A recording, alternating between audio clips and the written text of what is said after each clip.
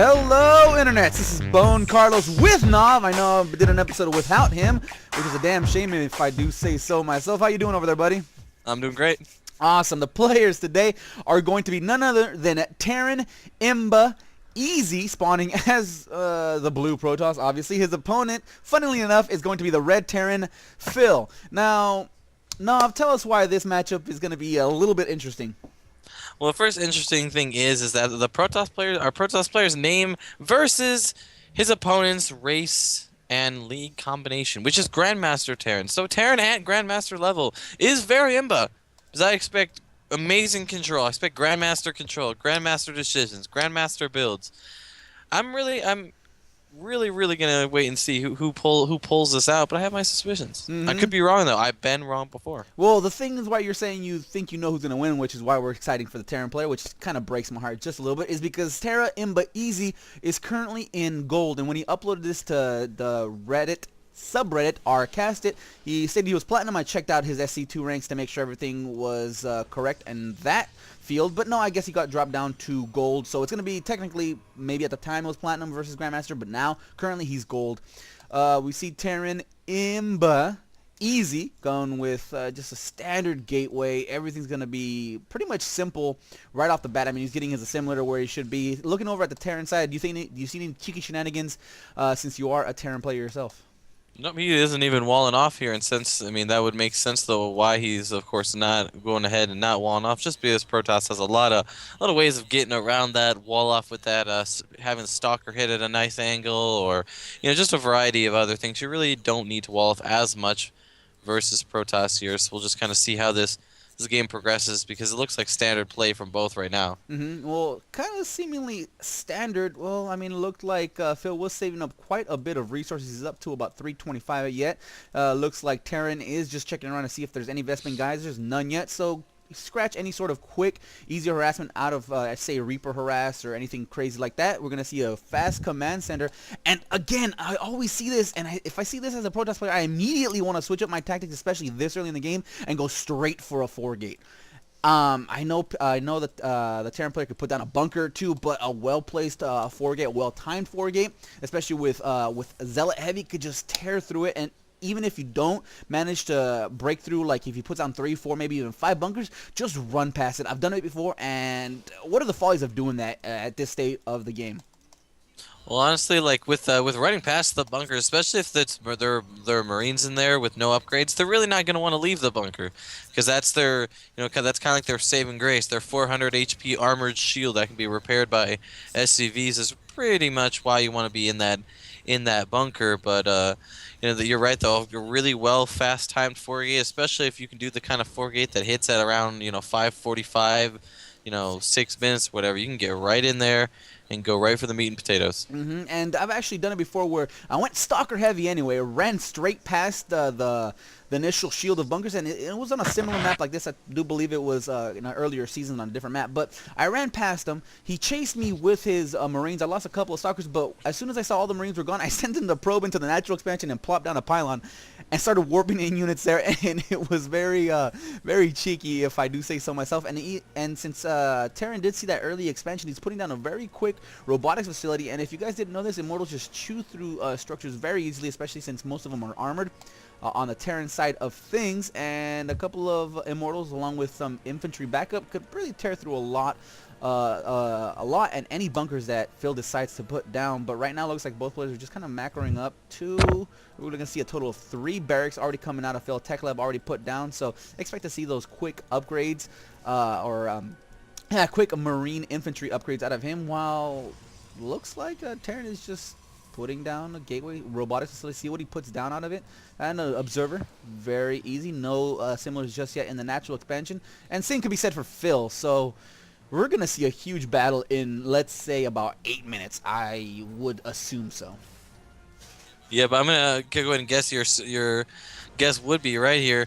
And just another thing I want to kind of point out in regards to immortals and taking down buildings and everything, because this is something I've came across more recently in my plays. I've been getting a lot of one base immortal bus, three gate robo. I've seen a lot of that build lately. Granted, yes, currently I am playing Wings of Liberty right now, but something I just wanted to worthwhile to point out to the Protoss players, which why I'm sharing this I don't know, is that with doing a immortal push, and there's just a couple sentries in there, not even just to like force field the bunkers away, but Guardian Shield on an immortal was going to give him 2 more armor, meaning that those Marines, the ones that their damage won't get reduced by Hardened Shield, are going to only do 4 damage to get through the shield, and it'll take him forever. No, well then there you go, a single Just sentry. throwing up Yeah, throwing it out there. I like just throwing that. just throwing a couple Guardian Shields up, because I feel like that ability is incredibly useful, especially when you're dealing with a lot of Marines without Stim Pack yet, because it'll reduce their DPS by, was it 33, 30%? I don't know, I'm terrible at math. And then it'll just make it just that much harder to go up there. It'll be like your units are just taking just that much less damage. And that we actually see a very fast Templar Archives. I noticed he put down a very quick Twilight Council, so expect to see Storm with an early robotics facility. Hopefully we see some drops since he's there it is. There's that Warp Prism. I was to say he hasn't built an immortal at all. I mean, yeah, a couple of points in this game he had enough minerals to pump out 1, maybe even 2 throughout this entire time, but he just didn't build anything. And I'm hoping, crossing your fingers for some sort of immortal drops, because I haven't seen those since Brood War, honestly. That'll be very interesting. I didn't know High immortals were Templar. in Brutal. High Templar. There you go. I kind of went off on my own little tangent. That's okay. I know. I'm taking you too literally. Yeah. We all knew what you meant. There you go. Why, thank you. Deep down inside we I did. appreciate But that. I am really excited though for these High Templars, just because I mean, as opposed to what other Terrans feel, and I feel this because I don't deal with them as much because of the style that I play. But I think High Templars are cool. They got like that whole area effect damage thing going. So I'm excited to see what our Protoss player can get done with these, and see if he can do some damage. I mean, Phil's got pretty much largely Marines here, so if he plays his cards right and gets some money storms down, he could really do some damage, especially if he blanket storms. Yeah, and the only issue right now is it looks like Terran decided to fly right by that factory. Phill spotted it almost immediately, and he's in position to stop one Warp Prism with a double High Templar there at his eastern flank, but unbeknownst to him, he does have another one. He does have another... where is that Warp Prism? Another Warp Prism coming in from the eastern flank, or southern flank, I should say, with a double High Templar and a single Zealot. So this is something I love doing, not with High Templar, but just double prong drops against a Terran as a Protoss. I love this, and I have honestly never really seen this pan out most of the time, because it just a lot of Protosses don't feel like it's not very viable. But we see it looks like Phill just decided to move out at exactly the wrong time. We see a single Viking going to go ahead and chase away this War Prism, but this War Prism is going to drop at the same time that mules get dropped down as well. Looks like this missile turret, there goes one Psionic Storm. It looks like it does get plenty of damage, and the same thing with the southern end of the map. Look at that. We're looking at plenty of worker kills, and it looks like a single Zealot is going to try to mop it up, but there's a bunker there, and now Phill is forced to just pull on back and defend this, really. Yeah, one thing I am just a little bit disappointed on is our Protoss player still has 2 High Templars, one of which at this moment has the energy to storm, and that's when they target down first. And that one's gone. But yeah, I was actually had my screen on him as you were speaking, and I was looking at them like, that's enough for a storm. And, no, but looking at the workers killed count, we already see 20 workers killed, so already those 2 High Templars have paid for themselves. Another pylons are being dropped along pretty much all around the map. One near the watchtower used to be at. And we see, like, this is what I like about the vision of Terran right now is he's pretty much seen the entire base, or the entire map. He's got all angles possible covered for a drop. He's got this observer here on a rally point this entire time it's been created. We see an observer here in the middle of the map. We see pylons left, right, up, and down, and then another observer right here at the front of Phil's natural expansion. And at the same time, during that drop, he decided to take his third. This is going really great for the gold level player. It is. This is going a lot better. I mean, I will say it could also be because our Grandmaster is playing semi-passive, and he could just be doing it because of the league difference. But these are all just what-if scenarios. But I will say that I really am liking some of our good buddy TerranImbaEZ's little like the little things he's doing, like putting this pylon here at this on this kind of cliff edge, putting High Templar here, hoping maybe some bio will walk by and be able to drop a couple storms on it as it's walking by or something. Which one or two good storms could more than pay for that High Templar. So I really like some of the little things he's been doing. I'd like to see him knock down this front rocks at his third here, but other than that, it's I really like how he's playing up until this point. Yeah, no, I mean, he's definitely just attacking when he should, dropping when he should, expanding when he has to, and just covering all his bases with the vision. Although there are 5 workers and each assimilator in the third base, that's a very high tier skill, and lower level players should not try this at all. Lower league players, stay away from that. That's just high pro level stats right there. Yeah, you don't want to try that. And over in Phil's base, I honestly don't know what he's doing. As a Grand Level Master player, he's really letting his macro slip. I mean, he has 0, 3 workers in 1 on his natural expansion, and then also the refinery has 2 of 3. He does have his third up, and he's just getting up those 2 refineries, but he's not really building anything beyond bio. I mean, he has ghosts. I mean, obviously that's just a knee-jerk reaction to those High Templar drops. Ghosts are great. Those EMPs do take out of the shields, and then shields and energy, which is what High Templar thrive on, even if they are morphed or warped in, merged into an Archons. Along with these Immortals, pretty much Ghosts are pretty much the perfect choice at the moment. But I mean, how many does he have? He has 5. If he's not careful, he could lose all these to well-placed storms. Actually, he very much could. They're gonna have to take multiple storms though, because ghosts won't die to 1 storm, and with any medic healing, they could probably survive a couple. But you just have to. You're right. You have to be really careful. You have to set up a good flank. We have personal cloaking here, going to be done in about 40 seconds. And so some of these ghosts have been out a little while, so they're just kind of going ahead and building up energy. By the time they engage, though, I'm really hoping for some good EMPs. I myself would love to have a talent with Ghost, but I'm terrible. So, well, you'll get there, man. And what I see that TerranImbaEZ is doing, he's spreading High Templar all around the map, or along all the choke points along the middle of the map. So he's hoping for just a couple of storms here and there, and this just I don't know, this could backfire on him. I mean, he could lose a couple of High Templar for no reason, but if he's quick enough on his reaction time, he could get a couple of storms off, and they could more than pay for themselves, not only on causing Phill to retreat when he should, or waiting for those medevacs to heal up those Marine count or all his infantry, while Terran himself just pulls up and gets a nice little flank, or gets himself into position, readying himself for when the attack actually does come. But both players are getting close to that max out time, and it's coming close to where these big battles should occur. And really, I would give the advantage really to Terran, since he does have the tech advantage. All the tech that really Phill has is just a lot of ghosts. yep, that's very true here. I mean, he's got 3-2 bio going up against 2-2 upgrades of our Protoss right now. We got Blink, Thermal Lance, level 3 armor, 6 more gateways coming out.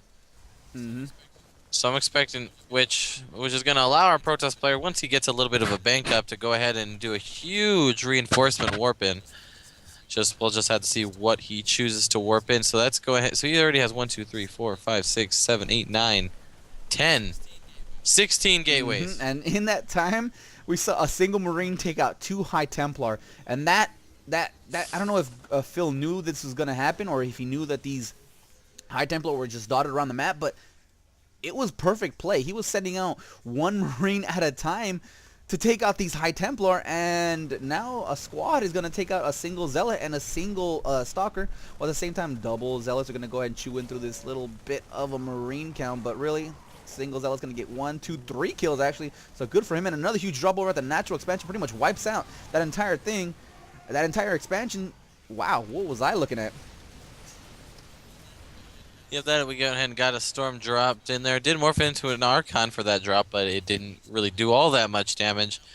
But right now we're sitting 4 base versus 4 base right now. It's really, I really feel like this is easily anyone's game. It all comes down to the positioning and how these players really use the spells at their disposal. We got High Templar with Storms. We got Ghost with EMP. It's going to come down to position. And here comes a little bit of a bait and switch. Almost got that nice perfect Storm off with the High Templar on the high ground. But Phill was not letting himself get into that position, pulled on back exactly when he needed to, and here comes small squads trying to take care of these High Templar dotted around the map. Here comes the High Templar, going to push forward, get an EMP off on a, actually no EMPs. We saw feedback on a couple of those ghosts, but here it comes another EMP on the High Templar. High Templar still has plenty of energy for a single Psionic Storm, but Phill is doing the great thing that what he needs to be doing, sending forward small squads, not to get caught up and enveloped in huge storms, and here's a great storm right there. And here come the charge lots. They're going to push forward and then pull on back. Going to bait a couple of EMPs and let's the dance begin. Ooh, look at those Vikings. They're just melting it, but beautiful storms. No micro. None whatsoever out of Phill. He just A-moved and all of his Marines just melted. He has no more infantry. Yeah, but now he's losing all these medvacs too. What is Phill doing exactly? I'm really not sure. Like, he has all these units pumping, got Marines pumping and everything, but like I said, I'm not entirely convinced this is like his finest effort, if you know what I'm saying. It's just because, you know, it just seems really weird that a Grandmaster would no micro, just sit back, let a Protoss player who is actually pretty good. You know, I mean, even for his level, I feel like his level is a bit deceiving. The level is deceiving on both sides. Phill, Grandmaster, average APM of 128. TerranImbaEZ. The screen said he was gold. Said he was platinum when he uploaded him. Looking at 193 average APM, and wow, look at that. No wonder he uploaded this replay. I mean, it's like that time where I fought a guy on Street Fighter who had the same name as a pro. Granted, it wasn't the character he played, but I was still happy. There you go. Moral victories, small victories. Do whatever you can. That was it for this replay. I hope you guys enjoyed it. If not, leave comments down below on what we could do to make these more enjoyable for you. If you have one of your own replays you'd like for us to cast, upload them to one of the major replay sites. Drop.sc is popular. GG Trackers where we got off of this. And feel free to browse our cast it. We got great guys over there uploading replays. We got great guys over there casting. And we all just generally help each other out. That's it for me. Any parting words of wisdom, Nav? Hot dogs yes. are delicious. Yes, they are. Good night. Good night, America.